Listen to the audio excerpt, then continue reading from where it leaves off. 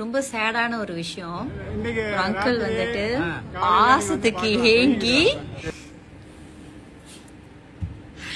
தூக்கு போட்டுக்கிட்டாரு. பாசத்துக்கு ஏங்கி தூக்கு போட்டுக்கிட்டாரு. ஏங்க, நம்ம சின்ன பிள்ளைங்களா இருக்கும் போது எனக்கு இன்னுமே ஞாபகம் இருக்கு. எனக்கு வந்து 2 பிள்ளைங்க, அனு தனு. தனு பேபி பத்தி டாக்டர் ஒரு விஷயம் சொன்னாங்க. நீ வந்து அணுக்கு வந்துட்டு ஒரு விஷயத்த ஒரு தடவை சொல்லி கொடுத்தா தனுக்கு வந்துட்டு 100 தடவை சொல்லி கொடுக்கணும், அப்பதான் அது ஒரு தடவை போய் சேரும்னு. அந்த மாதிரி நான் அதை பேர்டனா எடுக்கல, நிறைய தடவை ஒரு விஷயத்த ரிப்பீட்டடா செய்வேன், அந்த பிள்ளை அதை புரிஞ்சுக்கணும்னு சொல்லிட்டு. ஓகேவா?